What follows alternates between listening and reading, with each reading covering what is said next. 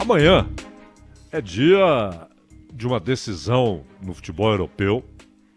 Não é sobre futebol que falaremos agora, mas é dia de uma decisão. Dois clubes ingleses, o City tentando o seu primeiro título europeu, o novo rico City, e o Chelsea, que conseguiu seu primeiro título em 2012 e agora tenta o segundo.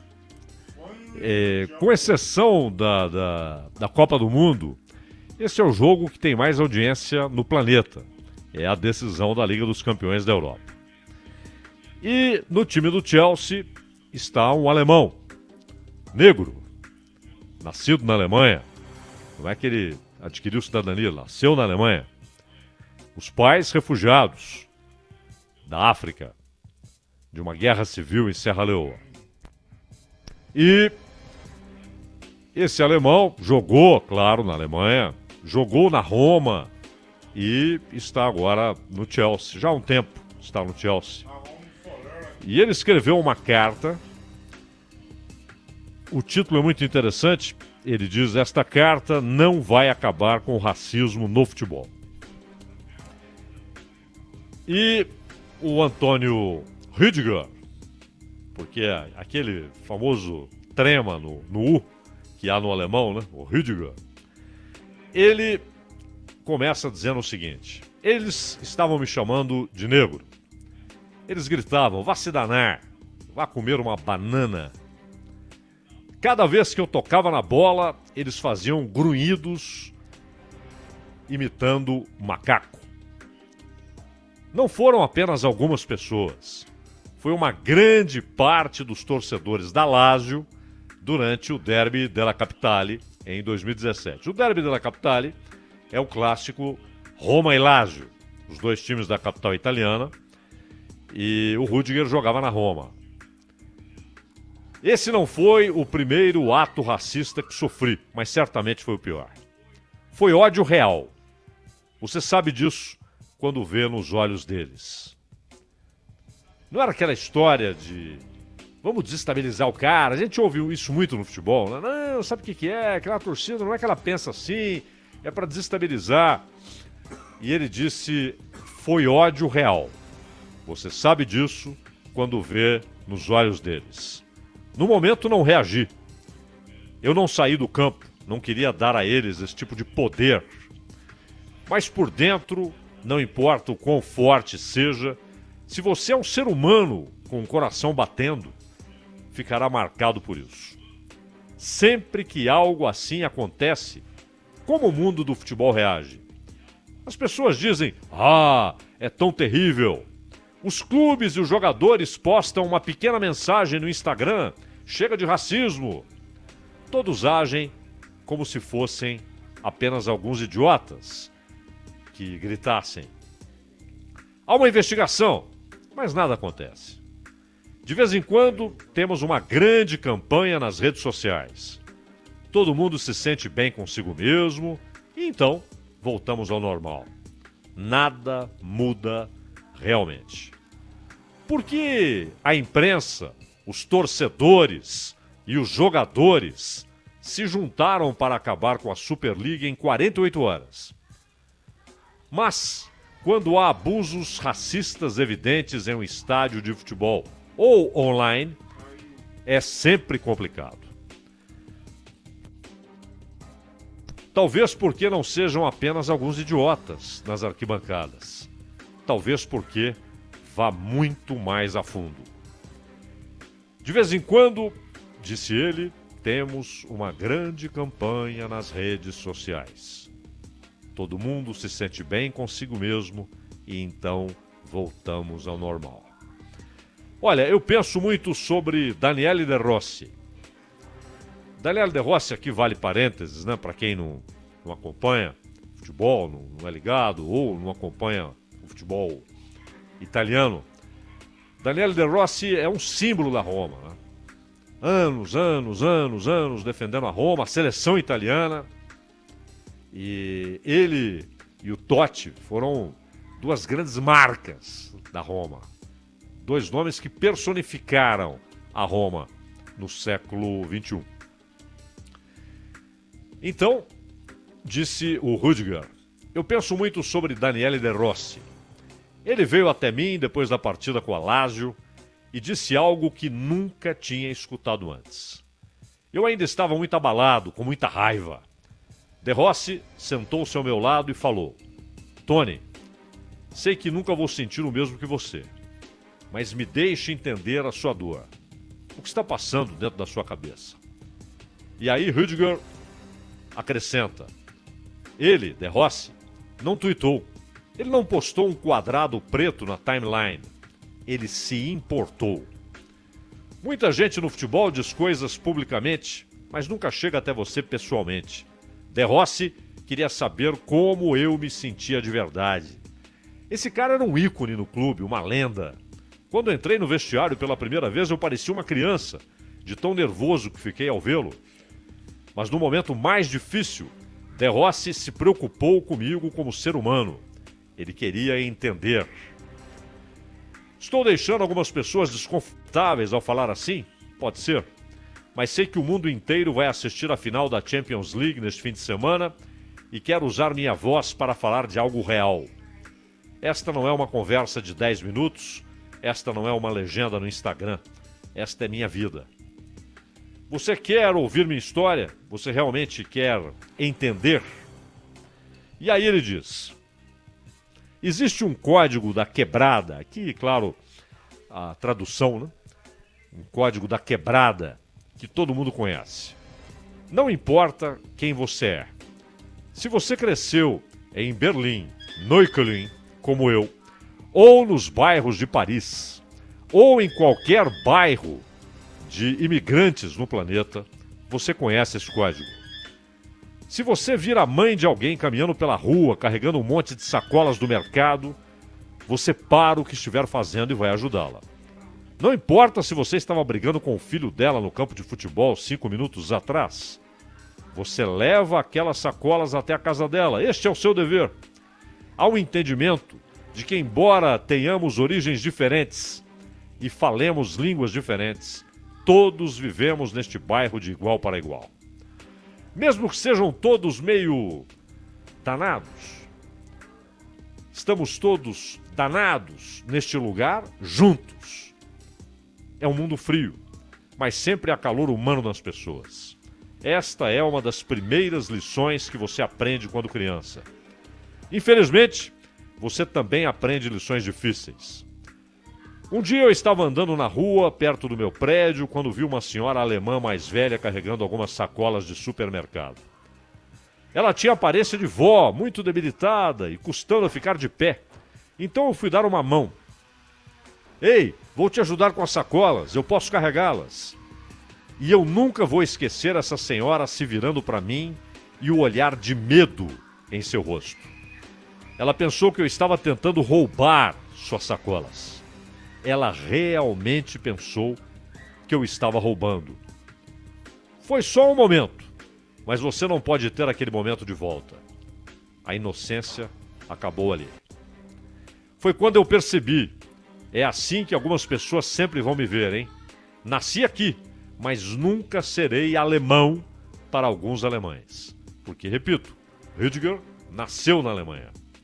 Mas ele disse, nunca serei alemão para alguns alemães.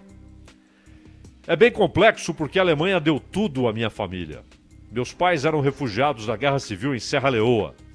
Muitas pessoas não sabem o que aconteceu lá. África? O que é África? Apenas as imagens na TV das crianças com barrigas grandes e famintas. Você se sente mal por um segundo e então muda de canal. Esta é a África, para algumas pessoas. O terceiro mundo, o mundo esquecido. É o que chamamos de mentalidade do gato na árvore. E aí ele explica. Quando você sai de uma guerra civil para um lugar legal como a Alemanha, é chocante no começo, porque você liga o noticiário e vê um gato preso em uma árvore. Ele mesmo subiu lá, estava apenas brincando. Mas o que eles fazem? Mandam a polícia, os carros dos bombeiros buscarem esse gatinho. As pessoas se reúnem ao redor da árvore. Algumas delas estão chorando. Mandam o bombeiro subir na escada e ele resgata o gato e dão a ele um cobertor e uma tigela de leite. Todo mundo aplaude. O bombeiro é um herói. O gato é um herói.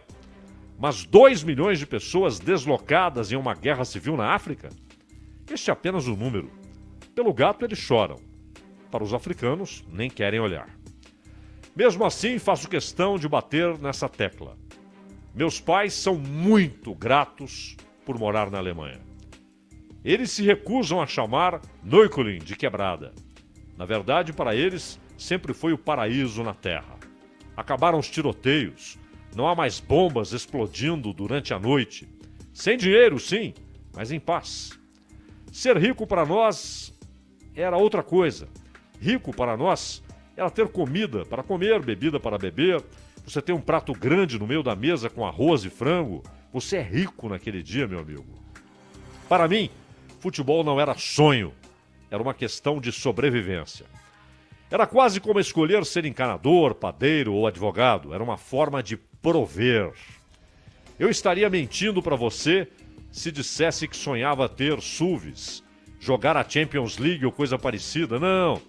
Essa aventura no futebol era para tirar a minha família de Neukölln. Ponto. Me lembro do exato momento em que tive essa percepção. Certa manhã, eu estava na cozinha e pedi um pouco de dinheiro para minha mãe. Acho que foi para uma excursão da escola ou algo assim. Foram apenas alguns euros, mas ela não podia me dar. E eu também me lembro exatamente do que me machucou. Não foi o não em si, mas a expressão em seu rosto. Conhecemos nossas mães melhor do que qualquer outra pessoa. O que partiu meu coração foi o que eu pude ver que ela queria muito me dar o dinheiro, mas não podia. E eu disse a mim mesmo, eu tenho que ser homem agora, eu tenho que tirar minha família daqui. Eu tinha uns 8 anos, sério. Se você não cresceu em um bairro de imigrantes, pode pensar que estou exagerando. Mas garanto que algumas pessoas estão dizendo, 8 anos? Irmão, você teve sorte, eu tive que me tornar homem aos 6. Para quem está de fora, às vezes é difícil entender. Quando o Thomas Tuchel virou técnico do Chelsea, ele me fez uma pergunta interessante. Obviamente nós dois somos alemães, mas não nos conhecíamos pessoalmente. Eu passava por momentos difíceis no Chelsea antes de Tuchel assumir. Então quando ele chegou, acho que estava tentando me decifrar. Ele disse, Tony, deixa eu te perguntar uma coisa, eu te observo e vejo que você é muito intenso em campo, você joga com muita emoção. De onde vem isso? E eu contei para ele a minha história, conversamos um pouco, mas na real, eu poderia ter dito apenas uma palavra. Neukölln. Simples assim.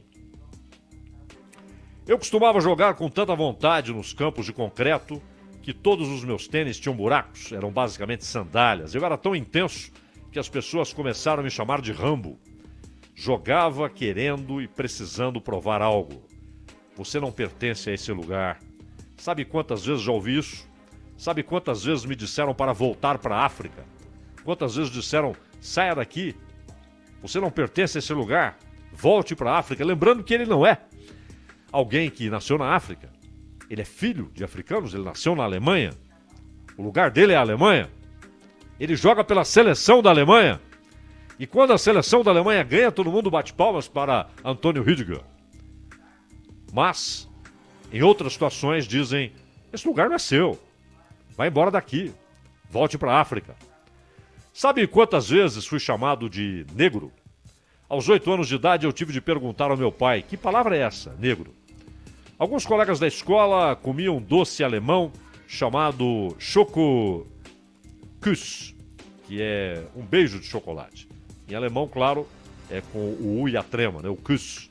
Aí começaram a me chamar de negro Kuss. E eu realmente não sabia o que a palavra significava, então voltei para casa, perguntei ao meu pai, e ele disse algo sagaz. Esta é uma palavra ignorante, filho. Mas o motivo dessas crianças te chamarem assim na escola é porque os pais dela falam isso em casa o tempo todo. Quando você cresce sendo chamado assim, você tem uma escolha. Pode optar por ignorar e tentar manter sua dignidade, ou pode lutar.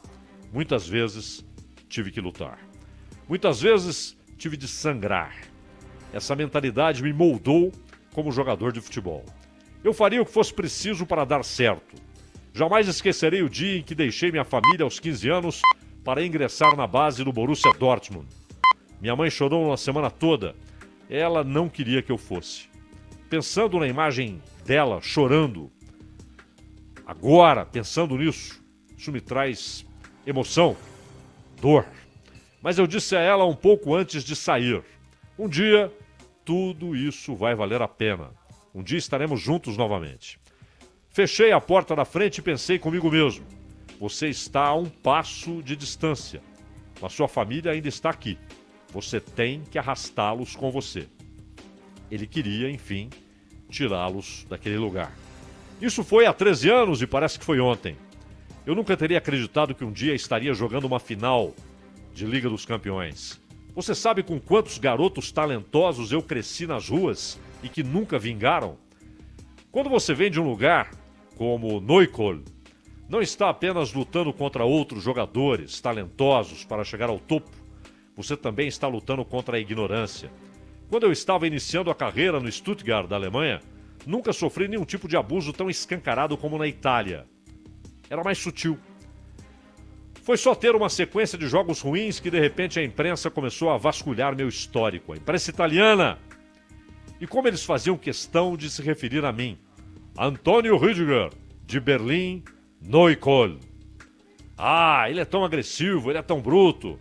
Bem, é porque ele é de Neukölln. Se você se envolver em uma briga no treinamento e for de um determinado bairro, o que eles dizem? Você é competitivo, um líder. E se você é de um diferente tipo de bairro, você é um gangster. Você é perigoso. Consegue ver como isso começa? Sutil. Mesma personalidade, os dois jogadores, mas rótulos diferentes. Porque um é de um bairro que eles aceitam e o outro é de um bairro que é visto como lugar perigoso. Então você chega a um lugar como a Itália e é outro nível. Tudo bem que eu amei a Itália. Eu amei Roma. As pessoas podem te abraçar ou mesmo beijar na primeira vez que te encontram. Imagino que é isso para um alemão, né? Você conhece a pessoa, ela já te abraça, te beija. Italiano é assim. Isso surpreendeu o Rüdiger, um alemão. Na Alemanha não é assim. É uma cultura muito calorosa, mas certas figuras na imprensa estão sempre jogando. E esses jogos podem ser muito perigosos. Durante meu primeiro derby della Capitale, não tive problemas com os ultras da Lazio. Não houve ofensas racistas. Mas antes do meu segundo derby, o repórter me perguntou sobre o técnico da Lazio, Simone Inzaghi. Todo mundo conhece Simone Inzaghi, todo mundo que gosta de futebol. Eu respondi a ele: eu não conheço, mas ouvi dizer que ele está fazendo um bom trabalho por lá. Claro que ele estava dizendo: não conheço, não trabalhei com ele. Mas é óbvio que ele sabia quem é Simone Inzaghi. Eu não quis dizer que não conhecia pessoalmente. É isso que eu quis dizer, eu não conhecia pessoalmente, mas o repórter distorceu tudo e fez parecer que eu estava desrespeitando Inzaghi. Como se eu estivesse dizendo que nunca tinha ouvido falar dele. E aí jogam gasolina na fogueira por clips. E quando a máquina de rede social começa a trabalhar e você não pode fazer nada a respeito. Antes do jogo, eu já era o vilão. É por isso que eu rio sempre que as pessoas perguntam: por que esses atos racistas acontecem? Quem faria algo tão terrível? Bom, vamos olhar mais a fundo, ou melhor, olhe para as arquibancadas. O que acontece quando as pessoas gritam insultos em uma partida? O que os torcedores ao seu redor fazem? A maioria age como se nada estivesse acontecendo. Talvez eles até riam disso. Eles concordam com isso porque são, entre aspas, inocentes. Não tem nada com isso, não estão xingando, mas acham graça daqueles xingamentos. Vamos mais longe. Até mesmo nós, jogadores de futebol, fazemos parte desse sistema. Quantas vezes temos esse tipo de conversa profunda no vestiário? Não com tanta frequência, para ser honesto. Parece que estamos realmente muito alienados para falar sobre essas coisas da vida real. É sempre PlayStation, Instagram, carros, a próxima partida. Sempre há algo para nos alienar de assuntos mais difíceis. Por que ficar desconfortável? Por que falar de coisas que nos deixam tristes? Já existe muita pressão por vitórias? Então o que fazemos? Postamos algumas frases feitas no Instagram. Chega de racismo. Postando, como se a gente tivesse feito algo. No entanto, não fizemos nada. Nada muda. Não é meu trabalho saber porque as coisas são assim. Mas eu sei qual é o gosto. Amargo. É um gosto amargo. Você pode estar se perguntando por que eu estou falando sobre isso agora. Bem, veja tudo que vivi no Chelsea nesta temporada. Apenas 4 meses atrás eu estava acabado. Naquela época, se você lesse algo sobre mim na imprensa inglesa, teria uma imagem muito diferente de mim como pessoa em comparação com o que eu realmente sou. Eu nem posso dizer que me senti incompreendido, porque na verdade eu senti que as pessoas não sabem nada sobre mim. Eu era apenas um nome, Rüdiger. Eu era o que quer que a imprensa dissesse que eu era. As coisas estavam indo mal e eu não atuava muito, logo era um bode expiatório muito fácil. O Chelsea perdia, culpa do Rüdiger, jogando ou não. Eu fui a razão pela qual o treinador foi demitido, dizia a imprensa. Eu estava trazendo más vibrações, dizia a imprensa inglesa. Você sabe exatamente do que eu estou falando. E as ofensas racistas que recebi nas redes sociais naquela época? Uma insanidade. Quero deixar bem claro, não acho que a imprensa inglesa estava me criticando por causa da minha origem ou da cor da minha pele. Mas quero que as pessoas entendam o que acontece quando coisas assim são escritas. Ou seja, a imprensa inventa que o Rüdiger derrubou o técnico, que o Rüdiger fez isso ou aquilo. E a reação dos torcedores não é dizer, Rüdiger, você derrubou o técnico. A reação é dizer, Rüdiger, você é um macaco. Rüdiger, você é isso, você é aquilo. As ofensas brotam depois de reportagens assim, estou dizendo eu. Voltando ao Rüdiger. Mas quero que as pessoas entendam o que acontece quando coisas assim são escritas sobre você. Se você entrar em suas menções na mídia social, verá um lado muito sombrio da humanidade. Você vai entender que ainda temos um caminho longo, muito longo, a percorrer como sociedade. E veja como a história pode mudar rapidamente. 4 meses atrás, as redes sociais diziam que eu não valia nada. Kai Havertz não era bom o suficiente. Esse Havertz joga muita bola. Ele foi comprado pelo Chelsea recentemente, é alemão também. Timo Werner não era bom o suficiente, é um artilheiro que agora voltou, está fazendo gol. E o Havertz já está mostrando que é muito bom de bola. Mas naquele momento ninguém prestava. Pouco importa que o Kai Havertz e o Timo Werner tenham se mudado para um novo país no meio de uma pandemia. Pouco importa que sejam seres humanos, que sejamos seres humanos, não robôs. Nada importa. Todos nós éramos inúteis.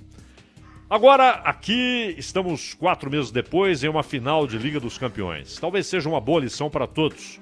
Pode ser. Mas não tenho tanta certeza disso. O problema da aula é que se quiser aprender alguma coisa, você realmente precisa ouvir. Quantas pessoas realmente querem ouvir? Quantas pessoas viram esta postagem e clicaram no botão curtir? Porque isso faz com que elas se sintam bem. Eu curti o que escreveu o Rüdiger. Quantas pessoas realmente leram minhas palavras e pensaram profundamente sobre elas? Sabe o que é engraçado? Às vezes as pessoas me questionam. Tony, por que você se importa? São apenas trolls nas redes sociais, não são pessoas reais. Fala sério. Nas últimas semanas recebi muitas mensagens dizendo basicamente a mesma coisa. Tony, me desculpe. Estes não são bots, não são robôs. São pessoas reais, se desculpando comigo pelas coisas terríveis que me mandaram em janeiro. Vejam como são as coisas, digo eu agora. O time estava perdendo e eles resolveram ofendê-lo. Mas não é dizer, você não joga nada, você é um perna de pau, você é um zagueiro ruim. Eles ofendiam a pessoa. Ofendiam a pessoa. E agora, que o Chelsea está bem, está na final da Liga dos Campeões, eles escrevem dizendo pro Rüdiger, Tony, me desculpe. Mas pergunte a si mesmo por que eles estão fazendo isso, diz Rüdiger. Você acha que eles olharam dentro de seus corações e decidiram se educar?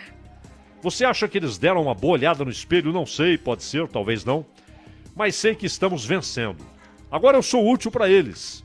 Talvez eu seja até um ser humano aos olhos deles. Talvez eu seja até um ser humano aos olhos deles. Eu não tenho nenhum ódio por essas pessoas em meu coração. Mas eu diria uma coisa a elas. Se você for verdadeiro no que diz e realmente se arrepender, não me envie um tweet. Não me envie um tweet. Afaste-se do celular por 1 minuto. Pare de twittar. Eduque-se. Leia um livro sobre a história do povo preto. E de fato abra sua mente para as vivências de outras pessoas. Isso é muito mais significativo do que enviar um tweet. É aqui que podemos começar. Eu não sou ingênuo, não espero que tudo mude da noite para o dia, não espero que a comunidade de futebol se reúna para acabar com o racismo em 48 horas, como acabou com a Superliga. Acabou com a Superliga em 48 horas, não espero que consiga acabar com o racismo em 48 horas. Não resolveremos esse problema com uma campanha de mídia social, nem mesmo com esta carta. Já vivi demais para ter a esperança de um menino. Mas eu não estou desiludido, vou continuar lutando para sempre, porque eu sei que existem pessoas lá fora que se importam, eu sei que existem pessoas que realmente me ouvem. Para vocês estou falando francamente, para vocês estou jogando essa final de Liga dos Campeões. Vocês sofreram comigo, choraram comigo. E se eu erguer o troféu no sábado, vocês vão erguer o troféu com o menino de Neukölln. Assinado Antônio Rüdiger.